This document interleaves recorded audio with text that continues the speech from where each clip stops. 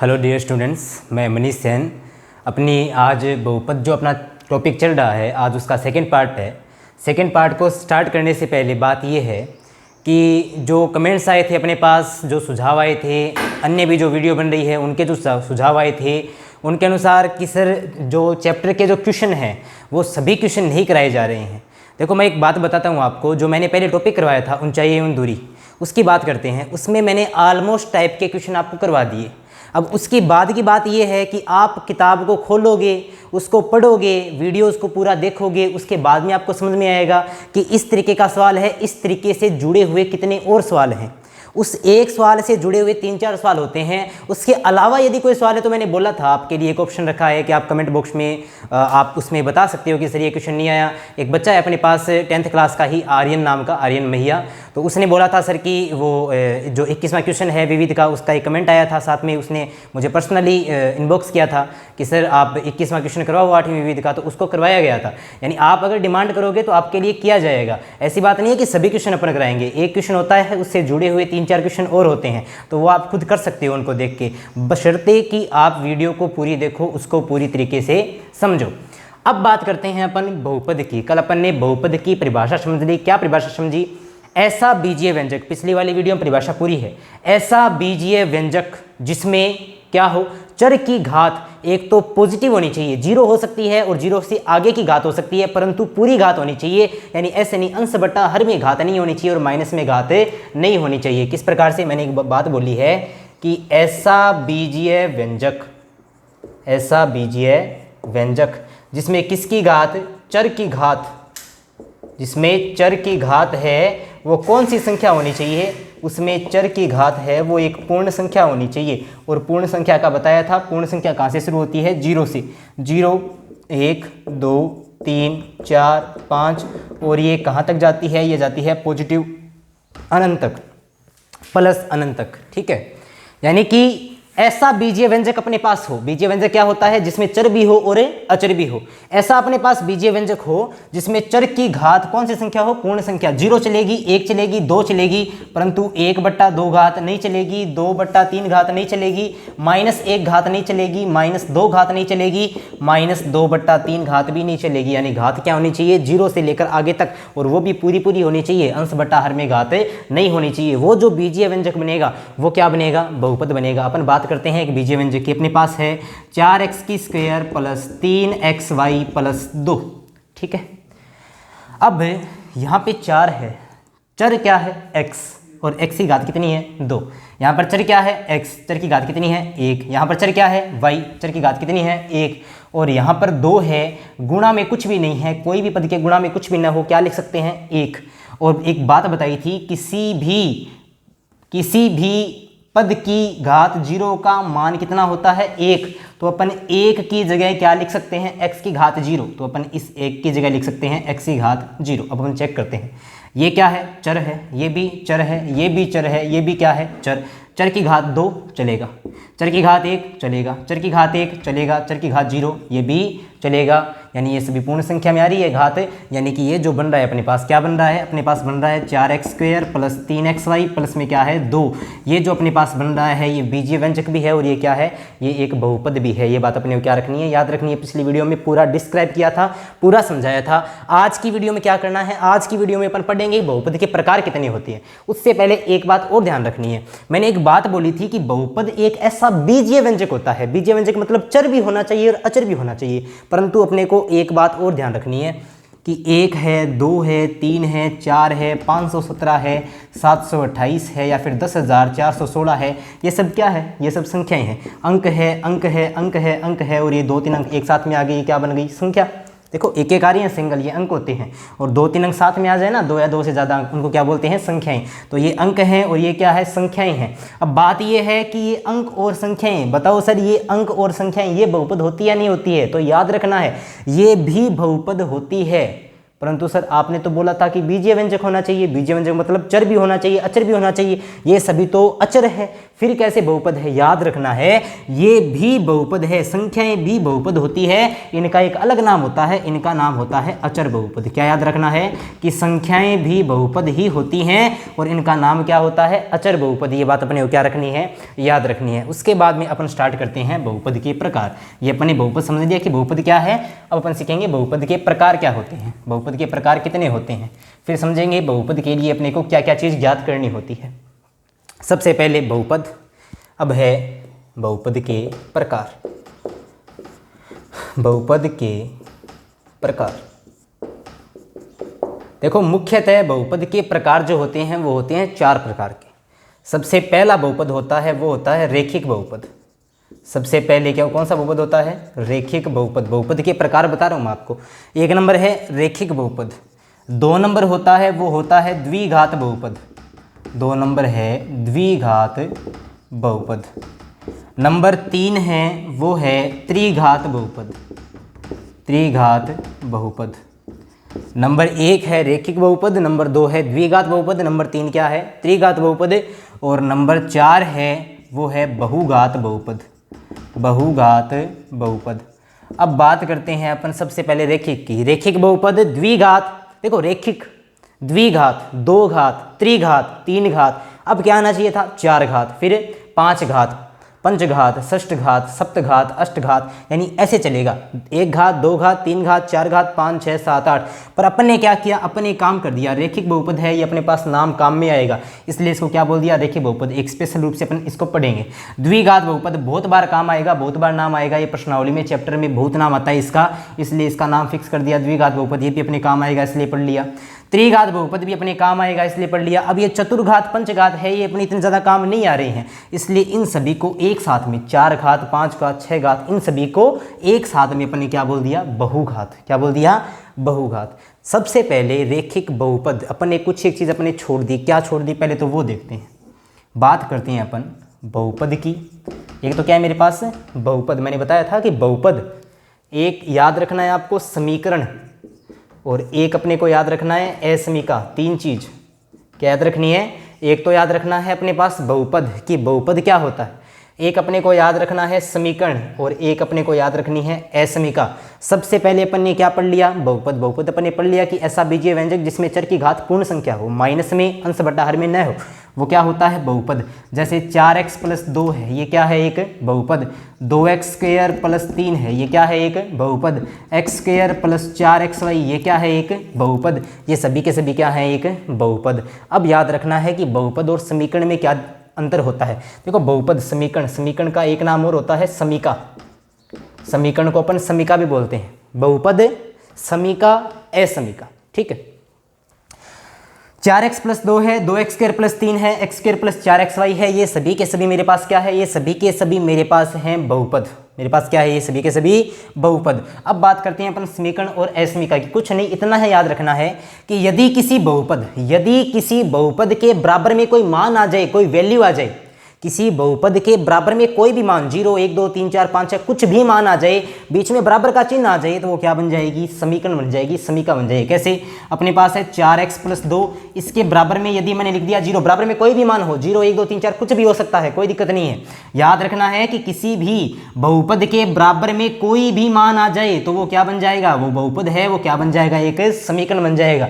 अपने पास 2x² + 3 है, यदि 2x² + 3 के बराबर में आ गया -2, बराबर में क्या आ गया? -2 आ गया, तो याद रखना है कि ये जो बन गया ये बहुपद था, बहुपद के बराबर में एक मान आ गया, तो ये जो बनेगा इसे क्या बोलते हैं? समीका बोलते हैं, यानी क्या बोलते हैं? समीकरण। अपने पास है x² + 4xy, यदि x² + 4xy के बराबर में आ जाए z², बराबर में क्या आ जाए? z², कुछ भी आए। मैंने एक बात बोली है कि बहुपद के बराबर में कोई भी मान आए, चर में आए चाहे अचर में आए, किसी में भी आए, कोई मान आ जाए बराबर में, यानी बीच में बराबर का चिन्ह दिख गया, तो याद रखना है वो बहुपद होगा या समीकरण होगी? वो क्या होगी? समीकरण। और कोई सीधा आता है, बीच में बराबर का चिन्ह आए, वो क्या होती है? वो क्या होता है? वो होता है बहुपद। अब बात करते हैं असमीका की। बहुपद हो गई, समीका हो गई, अब है असमीका। एक तो है समीका, समीका मतलब बहुपद के बराबर में कोई मान हो। अब है असमीका। असमीका, ए का मतलब न होना, असमीका, ए का मतलब है न होना, और समीका ए एक उपसर्ग है भी, उपसर्ग ए उपसर्ग क्या करता है, न होने का प्रतीक होता है।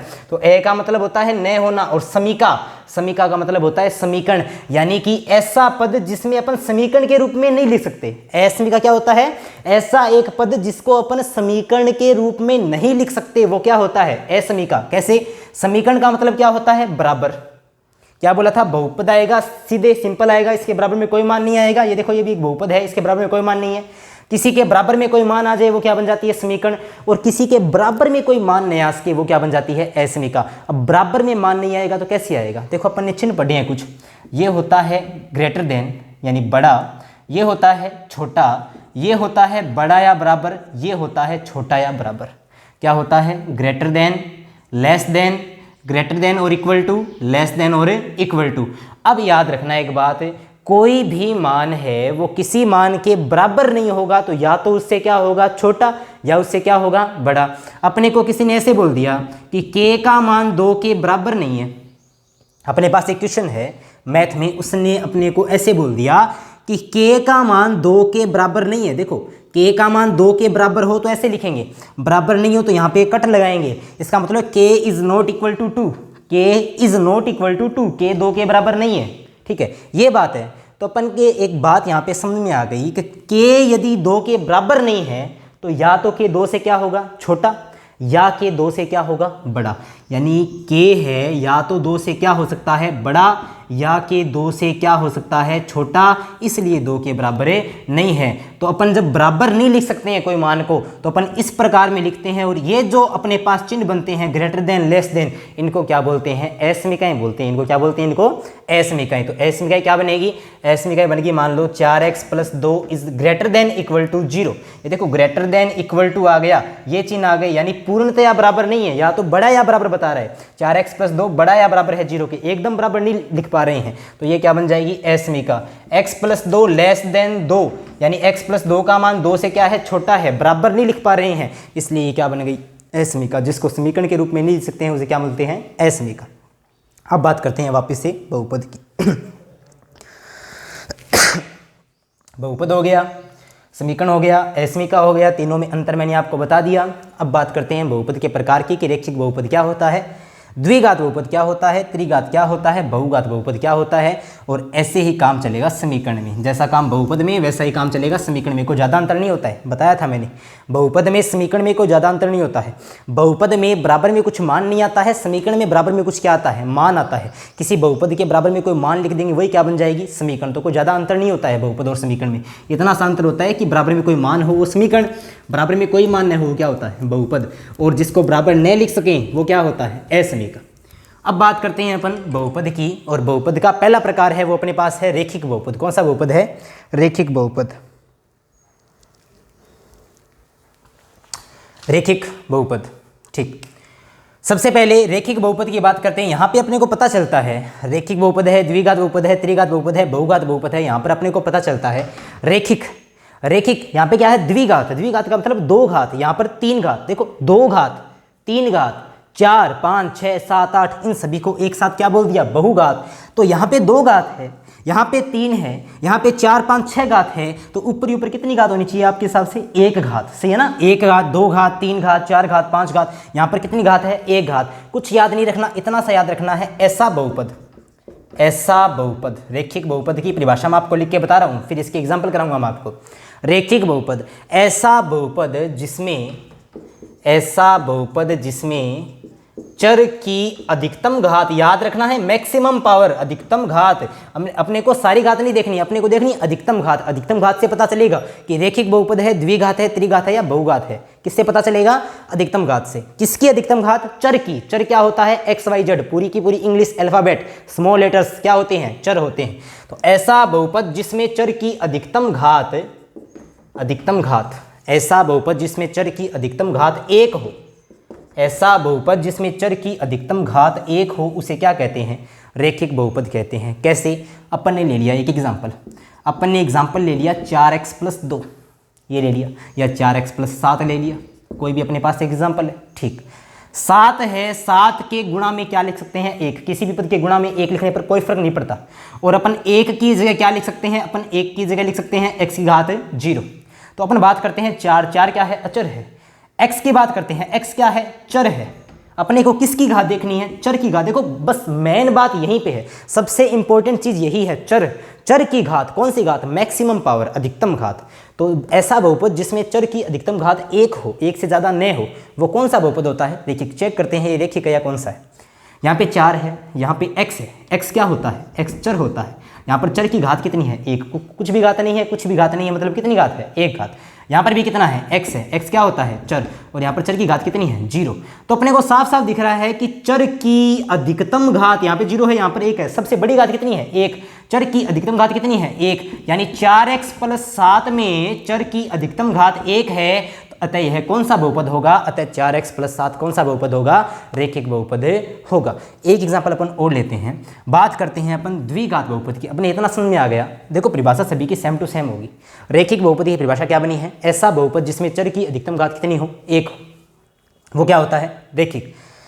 द्विघात में कितनी घात, 2 घात। तो क्या परिभाषा बनेगी, ऐसा बहुपद जिसमें चर की अधिकतम घात कितनी हो, अधिकतम घात कितनी हो, 2 हो, क्या बनेगा, द्विघात। ऐसा बहुपद जिसमें चर की अधिकतम घात कितनी हो, 3 हो, क्या बनेगा, त्रिघात। और ऐसा बहुपद जिसमें चर की अधिकतम घात 4, 5, 6, 7, 8, 9 और इससे ज़्यादा हो, वो क्या बनेगा, बहुघात। बताओ परिभाषा ये समझ में आई नहीं आई, ठीक है।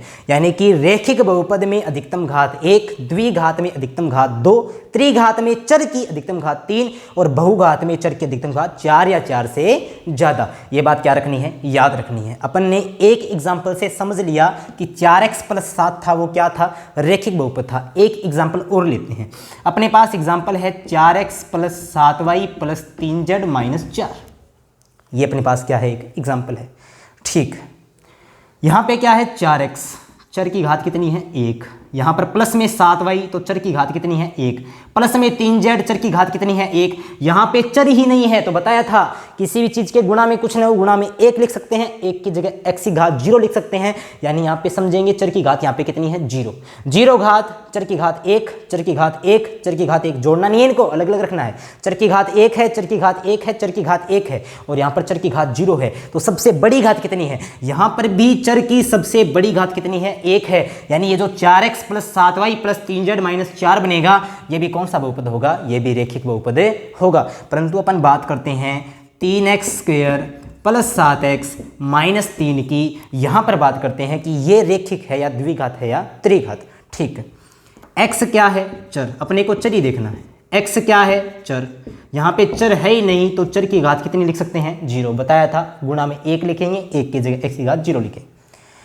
चर है और x क्या है, चर है। यहाँ पर चर की घात कितनी है, 2। यहाँ पर चर की कोई घात नहीं है, यानी घात कितनी है, 1। यहाँ पर चर की कोई घात नहीं है, यानी घात कितनी है, 0। तो अपने को साफ साफ इसमें दिख रहा है कि चर की अधिकतम घात, देखो सबसे कम घात 0, उसके बाद 1, उसके बाद कितनी है, 2। यहाँ पर चर की अधिकतम घात कितनी आ रही है, 2 आ रही है। तो ऐसा बहुपद जिसमें चर की अधिकतम घात 2 हो, वह बहुपद कौन सा बहुपद होता है, द्विघात बहुपद। यानी यह कौन सा बहुपद है, द्विघात बहुपद। अब अपन बात करते हैं त्रिघात बहुपद की, कि त्रिघात बहुपद कैसे बनेगा, कैसे बनेगा।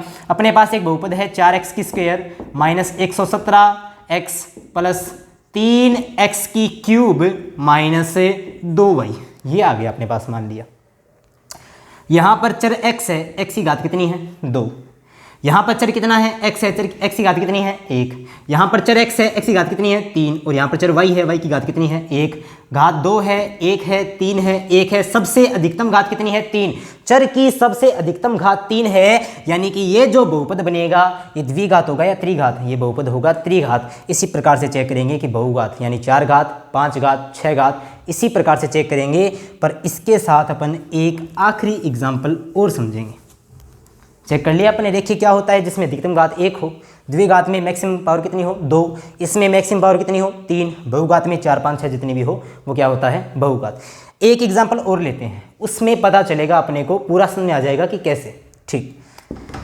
अपने पास आ गया x⁴ + 7x³ yz। क्या आ गया, x⁴ + 7 एक्स की cube Y Z plus X की स्क्वायर माइनस 7y प्लस 5। ये अपने पास एक एग्जाम्पल है इतना बड़ा, ये अपने पास क्या है, एक एग्जाम्पल है। प्लस में 5 है, यहाँ पे प्लस में है 5। चलो इसको चेक करते हैं कि ये कौन सा बहुपद है। रेखिक है, द्विघात है, त्रिघात है, कितनी घात का बहुपद है। ठीक, देखो याद रखना एक बात, यहाँ पे एक पद है, ठीक है, एक्स की घात 4 प्लस में ये सभी के सभी 7 एक्स की क्यूब वाई जेड सभी के सभी गुणा में है, यानी गुणा में होने के कारण ये सारा भी एक ही पद बन गया। याद रखना है, गुणा में जितने भी पद आ जाएं वो सभी लास्ट में कितना बनाते हैं, एक पद बनाते हैं। अब बात करते हैं एक्स की स्क्वायर की, तो एक्स की स्क्वायर भी अकेला है प्लस में, ठीक है, ये एक पद हो गया। और प्लस माइनस में 7y है, ये अकेला है, ये एक पद हो गया, और ये एक पद हो गया। यानी इस बहुपद में पहले तो ये गिनेंगे पद कितने हैं, 1 2 3 4 5। इस बहुपद में कितने पद हैं, 5। इनको अलग अलग नहीं गिनना है, ये सभी गुणा में है। गुणा में जब होते हैं तो एक ही पद बन जाता है, ये इस बात का याद रखना है अपने को। तो यहाँ पे कितने पद हैं, यहाँ पर 5 पद हैं, ठीक है। इस बहुपद में कितने पद हैं, 5 पद। अपने को पदों की संख्या से कोई लेना नहीं है, अपने को लेना देना है चर की घात से, कि चर की घात कितनी है। चेक करते हैं अपन, यहाँ पर x क्या है, चर, तो यहाँ पर है चर की घात 4 प्लस यहाँ पे है चर, x क्या है, चर, चर की घात कितनी है 3, तो चर की घात कितनी है 3। गुणा है तो गुणा, बताया था कोई दो पदों के बीच में कोई चिन्ह हो, किसका चिन्ह होता है, गुणा का। यहाँ पे है गुणा, यहाँ पे y चर है, इसकी घात कितनी है 1, तो यहाँ पर है चर की घात 1, और गुणा है तो गुणा, z भी चर है तो चर की घात कितनी है 1, तो चर की घात कितनी है 1, चर की घात 3 गुणा चर की घात 1 गुणा चर की घात 1, प्लस है तो प्लस, x चर है, चर की घात कितनी है 2, माइनस है तो माइनस, y भी चर है तो चर की घात यहाँ पर कितनी है 1, और प्लस है तो प्लस 5 है, गुणा में कुछ भी नहीं है यानी चर नहीं है, तो चर की घात कितनी होगी 0। बताया था चर नहीं होता है, चर की घात कितनी होती है 0। यहाँ पर चर की घात है 0, चर की घात 4 3 1 1 2 1 0। चर की अधिकतम घात कितनी दिख रही है, बन रही है नहीं, दिख कितनी रही है, चर की घात 4, चर की घात 3 1 1 2 1 0। यहाँ पर अपने को चर की सबसे बड़ी घात कितनी दिख रही है 4। पर याद रखना है कि हमेशा जो दिखता है वो सही नहीं होता है, हमेशा जो चीज़ दिखती है वही चीज़ सही नहीं होती है। यहाँ पर अपने को सबसे बड़ी घात 4 दिख तो रही है, पर यहाँ पर सबसे बड़ी घात 4 नहीं है। क्यों नहीं है, अपने पास यहाँ पर ये तीनों जो चर आए हैं ये गुणा में आ गई। अपने पास यहाँ पर तीनों जो चर आए हैं वो किस में आ गए, गुणा में। किस प्रकार आ गए, इस प्रकार, चर की घात 3 आ गई, गुणा चर की घात 1 आ गई, गुणा चर की घात 1 आ गई। तो ये 3 चर अपने पास गुणा में आ गए। मैंने एक बात बोली थी आपको कि चर की घात, मैंने यहाँ पर चर को स्पेशल एक डब्बे में लिखा है। क्यों लिखा है, क्योंकि अपने को याद रखना है बहुपद को पहचानने के लिए अपने को x नहीं देखना, अपने को y नहीं देखना, अपने को z नहीं देखना, अपने को ABCD नहीं देखनी, अपने को देखना है चर, चाहे वो a हो, चाहे b हो, चाहे x हो, y हो, z हो, कुछ भी हो, अपने को चर देखना है। अपने को x y z की पहचान नहीं करनी है, अपने को चर की पहचान करनी है। तो अपन ने यहाँ पर इसलिए ये x को भी चर, y को भी चर, z को भी चर लिखा है, चर की पहचान की है। और ये तीनों चर किस में है, गुणा में, और इनके ऊपर अलग अलग घात है। अपने पास एक नियम होता है, अपने पास एक नियम ये होता है, यदि a की घात m हो गुणा a की घात n हो तो a तो सेम टू सेम रहता है, घातें क्या हो जाती है, जुड़ जाती है। क्या समझे अपन, यदि आधार समान हो, ये आधार नीचे वाला आधार होता है, ऊपर वाली घात होती है। यदि आधार समान हो और घातें अलग अलग हो और दोनों गुणा में हो तो आधार तो समान ही रहेगा, घातें क्या हो जाएगी, जुड़ जाएगी। वही नियम यहाँ पे लगेगा। देखो चर, चर और चर, इनका आधार क्या है, चर, तो इसलिए आधार तो क्या रहेगा, समान, और घातें क्या हो जाएगी, जुड़ जाएंगी। क्यों जुड़ जाएंगी, क्योंकि इनके बीच में किसका चिन्ह है, गुणा का चिन्ह है, इसलिए घातें क्या हो जाएगी, जुड़ जाएगी। 3 और 1 4, 4 और 1 5, 3 और 1 4, 4 और 1 5, यानी चर की घात यहाँ पर कितनी हो जाएगी, 5। तो बताओ अब यहाँ पर चर की घात कितनी बन रही है, 5। दिखने में तो 4 लग रहा है परंतु घात बन कितनी रही है, 5, इसलिए अधिकतम घात कितनी हो गई, 5। और अधिकतम घात 5 होने के कारण ये कितनी घात का बहुपद हो गया, ये 5 घात का एक पंचघातीय बहुपद हो गया। ये हो गए बहुपद के प्रकार। अब समझेंगे बहुपद का शून्यक किसे कहते हैं और शून्यक कैसे निकालते हैं। अब बात करते हैं अपन बहुपद के शून्यक की।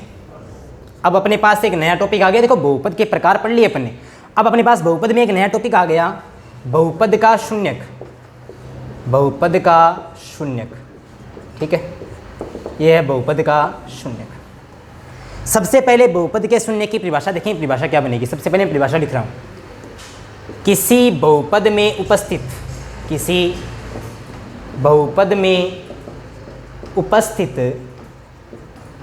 किसी बहुपद में उपस्थित चर का वह मान, किसी बहुपद में उपस्थित चर का वह मान, किसी बहुपद में उपस्थित चर का वह मान जिसको पुनः बहुपद में रखने पर, जिसको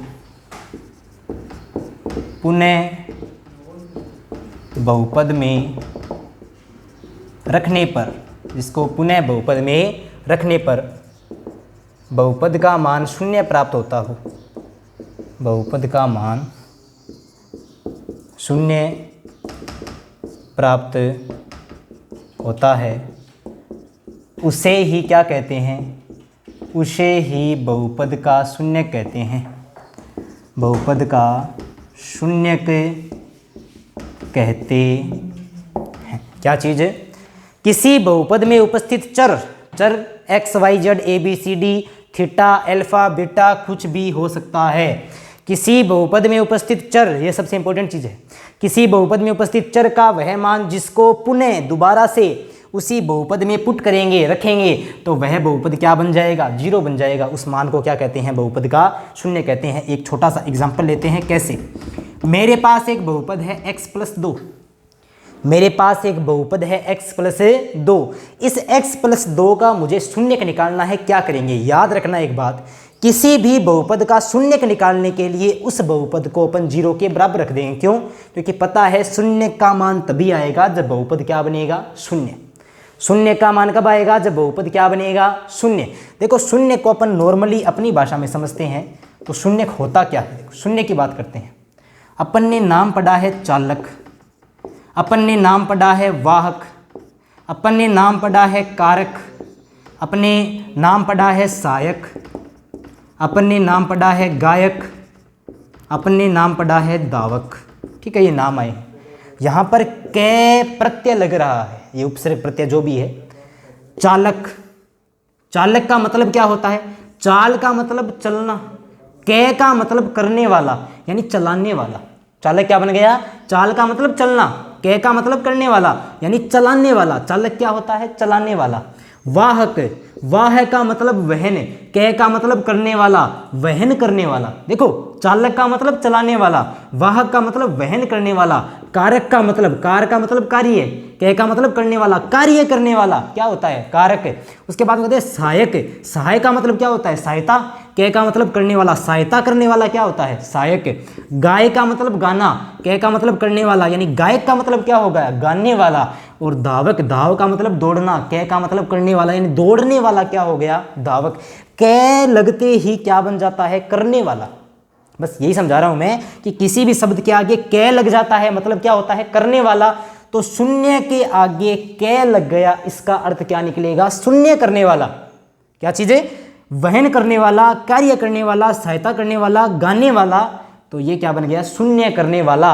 यानी शून्य क्या चीज होती है, शून्य को होता है शून्य करने वाला। यानी किसी बहुपद में उपस्थित चर का वह मान जो बहुपद को शून्य कर देता है, बहुपद को शून्य यानी क्या कर देता है, जीरो कर देता है, वही क्या होता है, शून्य। क्या करेंगे, बहुपद को लिख दिया जीरो के बराबर, ताकि क्या निकल आए अपने पास शून्य का आ जाए, इसलिए जीरो के बराबर।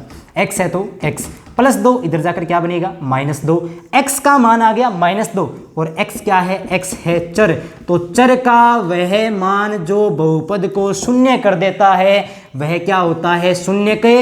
यानी x का मान -2 आ गया, तो x का मान जो -2 है यही बहुपद का क्या होगा, शून्य। चलो चेक करके देखते हैं शून्य है या नहीं है। ठीक, चेक कैसे करेंगे, चेक करेंगे परिभाषा से।